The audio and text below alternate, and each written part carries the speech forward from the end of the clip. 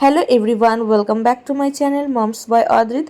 তো দেখো আমি রেডি হয়ে গেছি, আর শুধু আমি না, সোনার পাপা দুজনেই রেডি হয়ে গেছে। তো ওরা বাইরে বেরিয়ে গেছিলো, আমি ঘরে ছিলাম। তো ভাবলাম এখান থেকে ভিডিওটা স্টার্ট করি।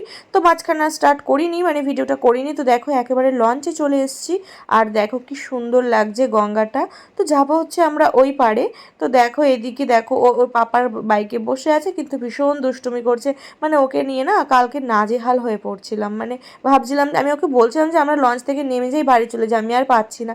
মানে কিছুক্ষণ তো বাইকে বসেছে, ওকে ফোন দেখাচ্ছিল যে যদি দেখে, কিন্তু না, ও আমার কাছে আসবে। আর আমার কাছে এসে আমি যেহেতু একদম লঞ্চের ধারে ছিলাম, ও বারবার ওই রেলিংটা ধরে ঝুঁকে পড়ছে, আর আমি টাল সামলাতে পারছিলাম না, এরকম অবস্থা।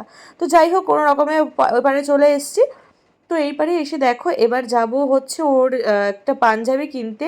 তো যেখান থেকে ও সবসময় পাঞ্জাবি কেনে, কালনাতে সিদ্ধেশ্বরী মোড়ে যে খাদি মিউজিয়াম বলে আছে, তো ওখান থেকে ও সবসময় কেনে, আর ওর পছন্দ মতো পায় ওখানে।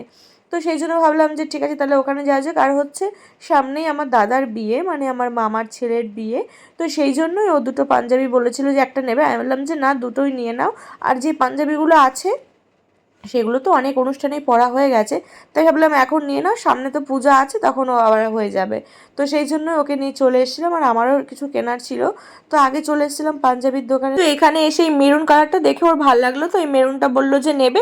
তার সাথে আরেকটা নেওয়া হয়েছিল ব্ল্যাকের মধ্যে, তো সেটা আর ভিডিও করা হয়নি, কারণ ছেলেটা ভীষণ দুষ্টুমি করছিল ওখানে গিয়ে, তাই জন্য আর ভিডিও আর করতে পারিনি, ওকে কোলে নিয়েছিলাম। তো তারপর আস্তে আস্তে এই জুতোর দোকানটা দেখলাম, তো বাইরে থেকে বেশ ভালো লাগছিল।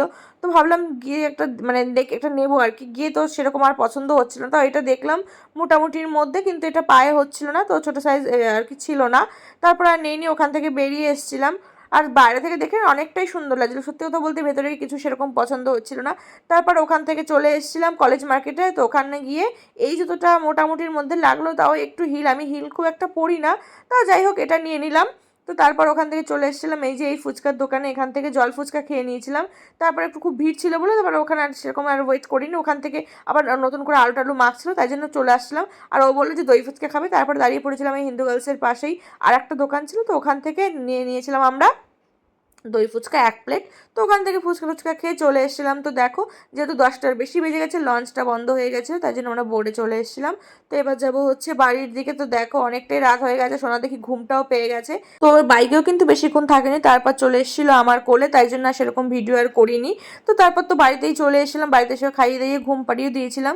তো যাই হোক, তো ভিডিওটা এখানেই শেষ করছি। সবাই খুব ভালো থেকো, সবাইকে খুব ভালো রেখো।